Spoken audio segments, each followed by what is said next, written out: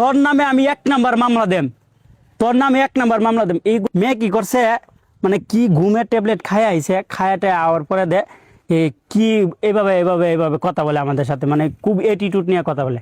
আচ্ছা যাই হোক, তারা কি করছে জানি না। তারপর এসে যায় এভাবে তর্ক বিতর্ক লাগা, ভাবি আছে না আমাদের সুমায় ভাবি, তখন একটা তাপড় মারে পিয়ারে, মানে তর্ক বিতর্ক লাগার পরে দে ওর মা বারবার ধরতেছা। তারপর এসে যায় এরকম ভাবে ভাবি আর এসে যায় ওর মা তর্ক বিতর্ক লাগার পরে দে পিয়াও 2টা কথা বলছে। ওই যে মেয়ে 2টা কথা বলার পরে দে পরে মেয়েকে একটা তাপড় মারছিল ভাবি।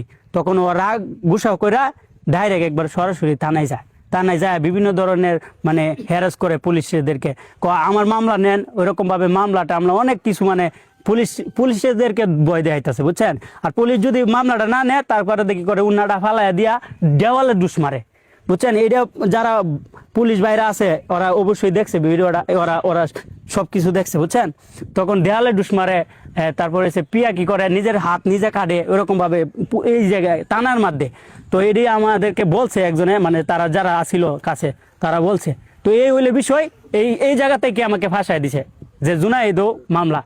পিয়ার মান কথাটা তো ঠিক আছে, যে বলছে যে তোরে 1 নাম্বার দিমু, তারে তো 1 নাম্বারই ছিল। 12 তারিখ যে কমপ্লেনটা করছে এই দিন তো জুনাইদ 1 নাম্বার ছিল, সুমায়া ছিল হইলো আপনার 2 নাম্বার, ইমরান ছিল 3 নাম্বার।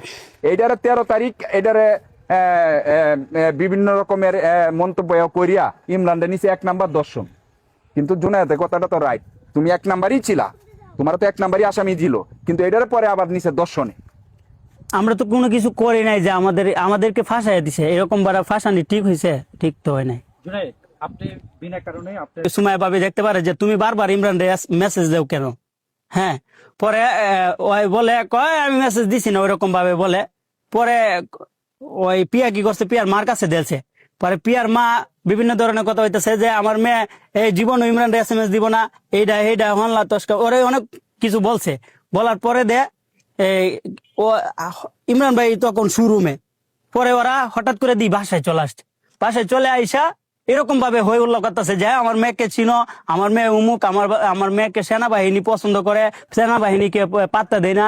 তারপর কইতাছে আমার মেয়ে এই খেলোয়াড়, এরকম ভাবে বিভিন্ন ধরনের কথা বলে বললা, মানে তর্ক বিতর্ক করতেছে এক ধরনের, ভাবির সাথে তর্ক।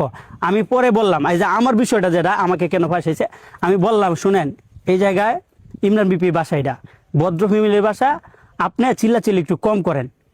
পরে এইটা আমি লুগায় মানে এই যে কথাটা বললাম আমি লুগায় ভিডিও করতেছি। তারপরে ওই মা মেয়ে দেখছে, দেখার পরে পরে আমার হাতে মানে এইভাবে ধরছে ফোনটা, ধরার পরে তুই ভিডিও করস কে? আমি কইছি কই ভিডিও করলাম, আমি কইছি প্রমাণ কিছু লাইকে দিলাম যে আপনারা এই ভদ্র ঘরে আইসা চিল্লাচিল্লি করতেছে।